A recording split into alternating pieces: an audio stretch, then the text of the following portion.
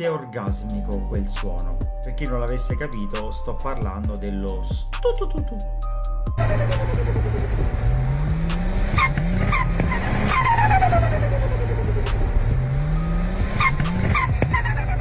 Diciamo che quel suono, quando lo sentiamo nei vari video di automobili oppure li vediamo, lo sentiamo nelle varie manifestazioni sportive automobilistiche oppure nei vari raduni, cose del genere, provoca in noi delle reazioni di godimento molto molto elevate. E la domanda che molti si pongono è come si fa ad ottenere quel suono e perché c'è quel suono, perché avviene quel suono.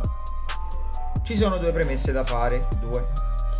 La prima è che il requisito fondamentale per avere quel suono lì è avere un'auto turbo. Quindi se non abbiamo o se non avete un'auto turbo, mi dispiace cari amici miei, non potrete mai avere quel suono. La seconda premessa da fare è che, pur essendo un suono che ci provoca un alto tasso di godimento, pur essendo un suono che ci gasa tantissimo, c'è anche da pensare che mentre sentiamo quel suono la turbina in quel preciso istante sta soffrendo e non poco. Infatti quel suono che sentiamo, ovvero lo stu-tu-tu-tu, si chiama in realtà turbo flutter. Detto questo, per potervi spiegare bene cos'è il fenomeno del turbo flutter, devo spiegarvi a grandi linee come funziona un turbocompressore. Fondamentalmente il funzionamento di un turbocompressore non è poi così complesso. All'interno appunto del turbocompressore ci sono due giranti che si muovono contemporaneamente e sono unite da un alberino. Esternamente la turbina invece ha due corpi che appunto contengono queste due giranti. La prima girante si chiama compressore ed ha il compito di appunto comprimere l'aria che viene dall'esterno ed anche detta parte fredda. Il secondo corpo del turbocompressore invece, quello che contiene la seconda girante o anche detta parte calda, si chiama turbina. Il compito della parte calda, quindi della parte turbina, ha oltre al compito di azionare la turbina, perché la turbina si aziona con i gas di scarico, ha appunto la funzione di far fuoriuscire i gas di scarico dalla camera a scoppio. Quindi i gas di scarico, come si vede dall'animazione, hanno il compito di azionare le giranti e quindi di caricare la turbina. Quel fenomeno di caricamento della turbina, di azionamento dei gas di scarico, è il famoso turbo lag. Quindi una volta che il turbo si è caricato, quindi si è azionato, l'aria presa dall'esterno passa per la parte fredda, quindi per il compressore dove c'è la prima girante, passa poi per un radiatorino che ha il compito di raffreddare l'aria in ingresso, chiamato intercooler, viene compressa e entra nella camera a scoppio per poi fuoriuscire passando per la parte calda con i gas di scarico. Adesso perché sentiamo quel suono, ovvero lo stu-tu-tu-tu? Come quindi spiegato prima, i gas di scarico tengono la turbina azionata, l'aria dall'esterno entra dentro alla parte fredda, passa per l'intercooler e va nella camera a scoppio, quindi tutto l'impianto si dice è in pressione, quindi tutta l'aria sta girando all'interno dell'impianto a una pressione che può variare, dipende dalla pressione della turbina, del turbo, quindi magari 1,5, 1,6 bar, che preciso 1,6 bar della turbina sono 1,6 bar oltre il bar di pressione atmosferica che abbiamo all'esterno.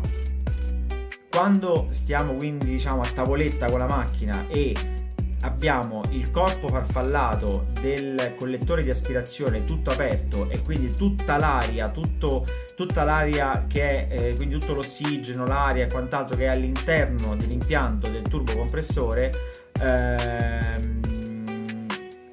sta girando all'interno quindi dell'impianto stesso.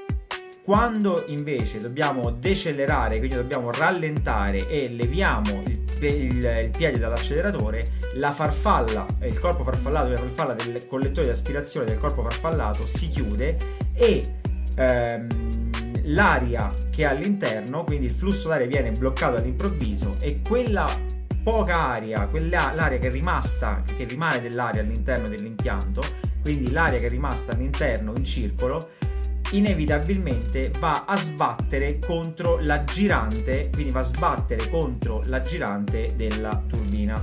Questo fenomeno appunto dell'aria che sbatte contro la girante della turbina si chiama colpo d'ariete ed è per quello che quando stiamo magari facciamo un'accelerata grossa oppure facciamo un rev e leviamo di colpo il piede dal gas, sentiamo lo stu-tu-tu-tu. Quel rumore, il turboflutter, è derivato appunto dall'aria che sbatte sulle giranti e quel rumore è una causa di questo fenomeno, perché l'aria che è all'interno dell'impianto va a finire, diciamo, tra le pale della girante e quindi sentiamo lo stu-tu-tu-tu.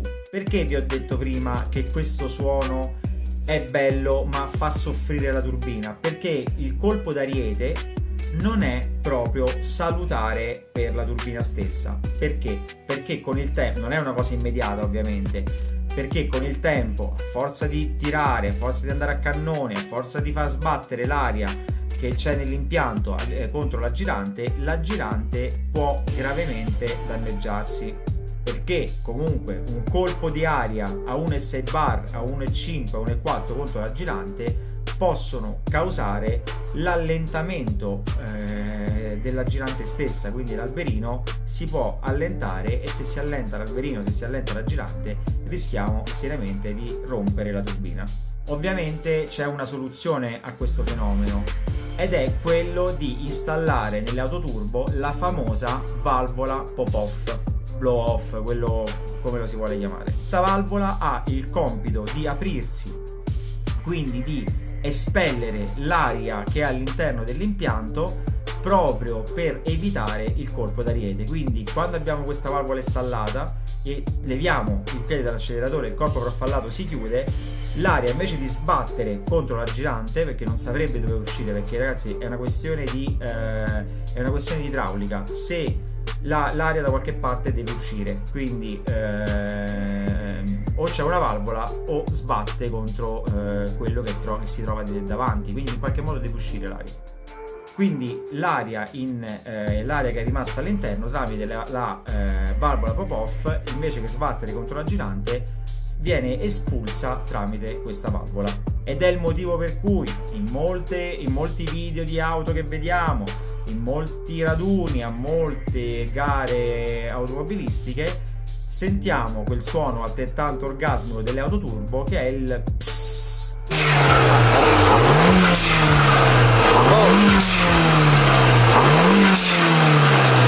Ovviamente la domanda che automaticamente non si pone: perché allora sentiamo il suono del turboflutter e non sentiamo tutte le auto a fare lo sfiato della pop-off? Ma non c'è una vera e propria risposta a questo. Molti semplicemente non installano la pop-off, molti settano la pop-off in maniera magari errata o in modo tale che si apre, perché la pop-off può essere settata, quindi si può, tra virgolette, dire alla pop-off di aprirsi a 0,5 bar invece di 1 e quant'altro. Magari anche una pop-off settata male fa sì che venga il turboflutter. Questo video vi è piaciuto? Vi invito a iscrivervi al canale, a mettere un bel mi piace.